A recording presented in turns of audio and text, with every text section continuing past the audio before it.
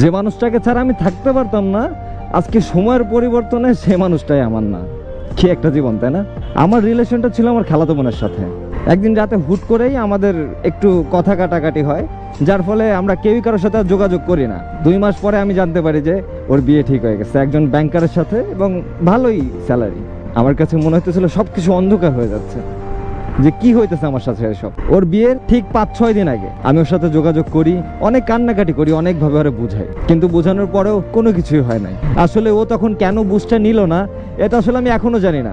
ফ্যামিলির জন্য নাকি সেই রাগের জন্য, আসলে এখন আমি আর জানতেও চাই না। ও তখন আমাকে লাস্টবার বললো যে আমার তোমার কাছে একটা শেষ চাওয়া আছে, সেটা হচ্ছে আমার বিয়েতে তুমি থাকবা। তখন আমার সেমিস্টার ফাইনাল চলে, তখন এর ভিতরে 2-3 দিন সময় ম্যানেজ করে আমি চলে আসলাম। আমি যতটা সময় বিয়েতে ছিলাম ততটা সময় আমার চোখ দিয়ে পানি পড়তেছিল। নিজের হাতে ওকে শেষ উপহারটা আমি পায়েল পরাই দিলাম, আর ওকে যখন নিয়ে যাচ্ছিল তখন মনে হতেছিল যে আমার ভেতর থেকে কেউ কিছু একটা যেন নিয়ে যাচ্ছে, জোর করে নিয়ে যাচ্ছে। ওর বিয়ে হয়ে গেছে 1.5 বছরের মতো। এর ভিতরে 3-4 বার আমাদের দেখা হয়েছে, কথাও হয়েছে, কারণ যেহেতু আমরা কাজিন সেহেতু দেখা হয়। তো এর ভিতরে যতবারই ওকে আমি দেখেছি ততবারই মনে হয়েছে ওর ভিতরে একটা অপূর্ণতার ছাপ রয়ে গেছে।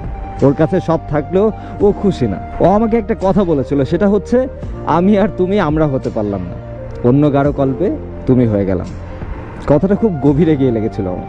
ওর সাথে যখনই কথা বলার ইচ্ছা হইতো তখন একটা কাজ করতাম, সেটা হচ্ছে আমি আমার নিজের আইডিতে আমি আবার মেসেজ দিতাম। হয়তো মানুষ দেখলে বুঝবে যে আসলে ছেলেটা পাগল হয়ে গেছে। এতটা পরিমাণে মানসিক যন্ত্রণা সহ্য করা আসলে সম্ভব না। লাস্ট কিছুদিন আগে যখন শুনতে পারি ও মা হবে, তখন শুনে অনেক খুশি হলাম। ওর বাসায় গেলাম, যাই দেখা করলাম, অনেক কথা বললাম।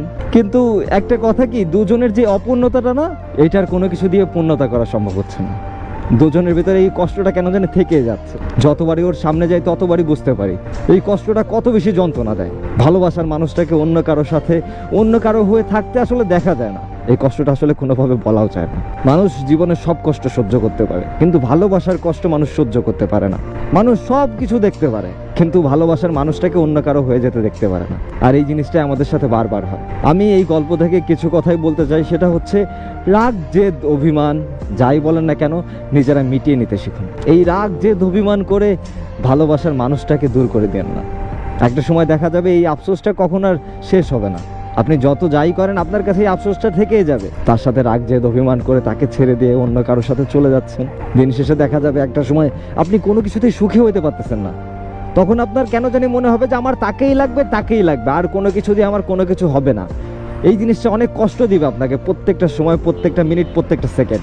জীবন ছোট, আর এই ছোট জীবনে যদি এরকম কোনো আফসোস থাকে, জীবনটা কিন্তু অনেক কষ্টদায়ক হয়ে যায়। ভালো থাকবেন সবাই, ভালো রাখবেন। যেহেতু ভালোবেসেছেন, ভালোবাসি হাতটা ধরে রাখুন। কেন মাঝপথে ছেড়ে দিবেন? হয়তো একটু বেশি কষ্ট হবে, তাই না? একটু কষ্ট করেন, দেখবেন শেষটা অনেক সুন্দর হবে।